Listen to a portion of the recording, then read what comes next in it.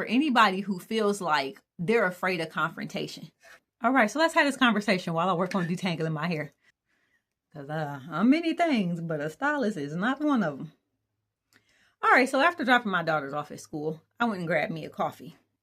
However, before I got into that parking lot, I had made a conscious decision that I was not going to leave out that parking lot if my coffee was not right. I tasted my coffee and I said, oh no, this ain't right. I went back. I asked them to fix it. The girl was polite about it. It was no big deal. But I started driving and I thought about it like, you know what? It really wasn't about the coffee. It was about me being comfortable with sticking up for myself. And because 9 times out of 10, it's not that you're afraid of confrontation. It's just that your voice don't feel valued. Speak up for yourself. There's absolutely nothing wrong with it. Like some people will get a wrong order and they'll just be like, oh, it's fine. I won't worry about it. I don't want to make a big fuss. Why not? Why don't you want to make a big fuss? It's your money. You don't have to be mean or rude to anybody about it.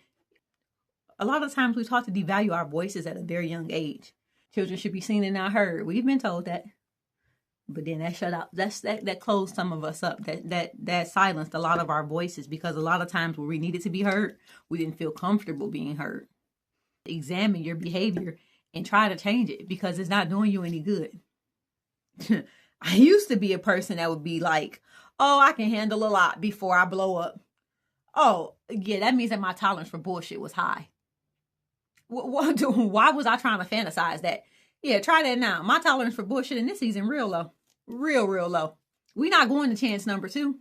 Because when people know that about you, they'll disrespect you and expect you not to say anything. The element of surprise of meeting you exactly where you at with your energy. I'm not going to be calm if you cussing me out. No, we're going word for word. Cuss word for cuss word. I do not care. Because I've been such a peacemaker for so long. Or I've been what I would call a non-confrontational person. I've never been afraid of conflict, but I would do my best to avoid it. Not in this season of my life. No, ma'am. No, sir. I'm not avoiding any kind of conflict. I'm not avoiding advocating for myself. I've never been avoiding of advocating for my children or other people. I just always been afraid to advocate for me. This happens to men too. I know we want to think that everybody macho and all the men can speak up but the reality is they were kids at one point too. They had some childhood traumas too, and that affected their personality. Some men don't know how to show up for themselves, just like some women don't. Don't keep taking that shit. Yes, your voice matters. Who you are matters. And telling you about my experience because I realize that this is a thing for a lot of people. No, get comfortable in this season being heard. Baby, if you bring some nonsense to me, I will shake up a whole damn bird. I ain't scared of ruffling no feathers no more. Because I don't have to carry that energy inside of me anymore. No longer am I carrying the negative energy of other people. No, quit being afraid to shake up rooms. Quit being a peacemaker. You're not a peacemaker. You're not a peacemaker, sweetie. You're passive. You're afraid. You're afraid of people being mad at you. Why? If they mad at you, so what? They might need to be mad. Respectfully, fuck their feelings. Respectfully. However you can respectfully say that. Fuck their feelings. Okay? All right? This is somebody who had to learn that this year. At the end of this 2025 year, my tolerance for bullshit has gotten extremely low. And I hope your tolerance for bullshit gets low.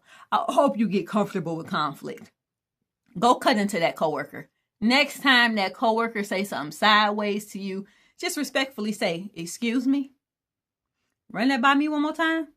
See if they got the balls to repeat it again. And then if they repeat it again, cut into their ass. Cut into them.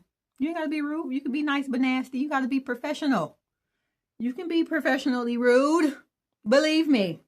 You can do it. Don't be afraid of your own voice. Your feelings matter. Quit harboring that negativity in your body to try to keep somebody else protected. They ain't worried about no conflict. Why you keep worrying about conflict? That's it. I'm out. I'm keep working on my hair.